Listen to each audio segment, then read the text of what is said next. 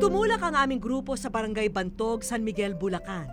Isang liham ang aming natanggap at nagsasabing sana raw ay matulungan ang kanilang kaanak. Mabait siya, matulungin nung walang sakit. Pero nung magkasakit, ala na.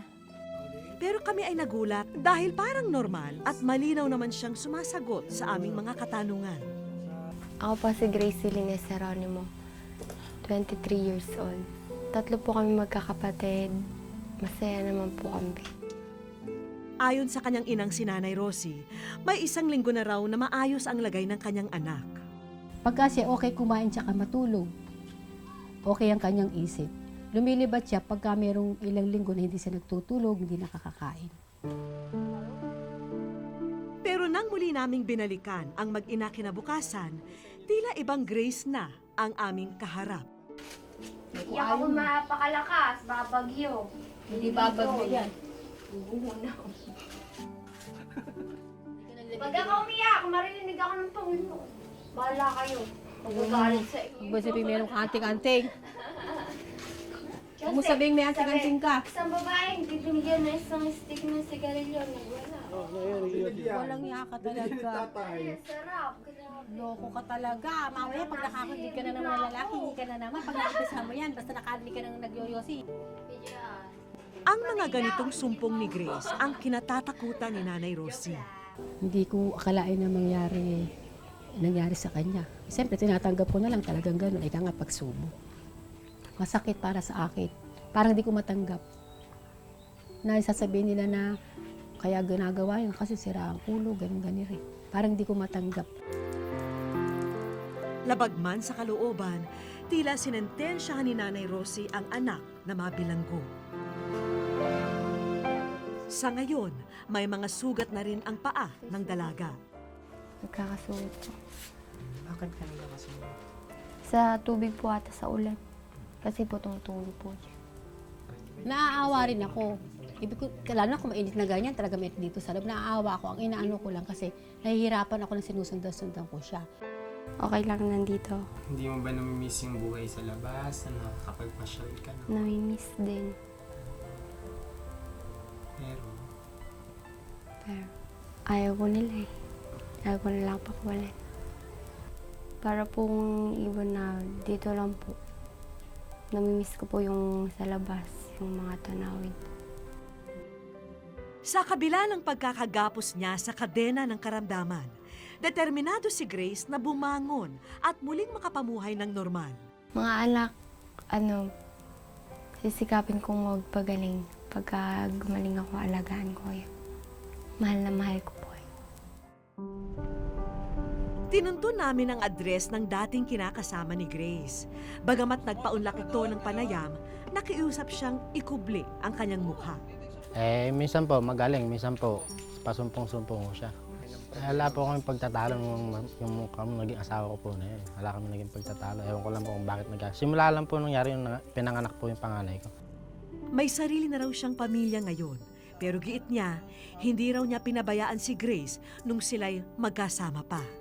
Hindi ko naman po siya total na iniwan. Kasi, kumbaga kahit nakapag-asawa po ako dyan, basta ho magkapera ho lang, talagang plano ho namin, pagagamot pa rin ho namin yun. Muli naming binisita si Grace, pero sa pagkakataong ito, may maganda kaming balita para sa kanya. Ipatatanggal namin ang kadena sa paa at isasama pa Maynila.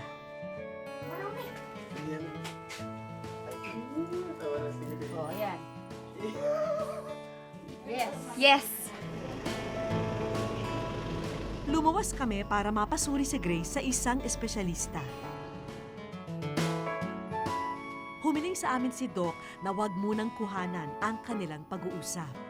Yung mga criteria ng isang tao na nagsasuffer from psychosis after makapanganak, nagfi-fit for her. Kaya lang kasi,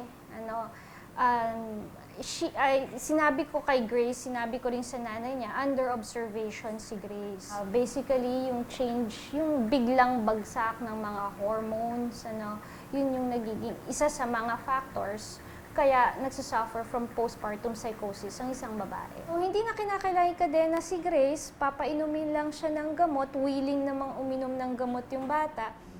Simula sa susunod na linggo, magiging regular na ang buwanang check-up ni Grace sa tulong ng Philippine Mental Health Association sa Kabanatuan. Okay sa akin, hindi sabihin parang nalumuwag ang aking kalooban. Kung mo siya nakakalag na sa ano. Kasi para din sa kanya yun eh.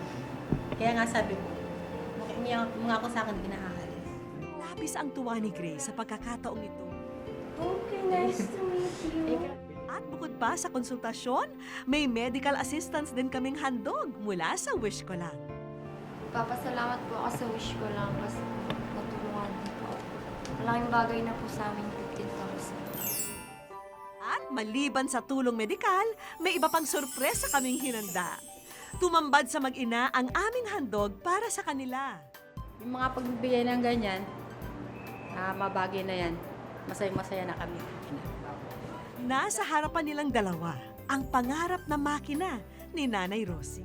Tama-tama sa akin po kasi mayroon akong manahin. Kato paano ako panahin ako. Dito na naging emosyonal ang ating bida.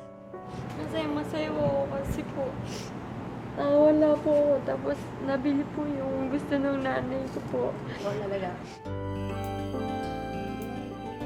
May mga gamit na rin sa pananahi. At ano pa kaya ang nasa sobre?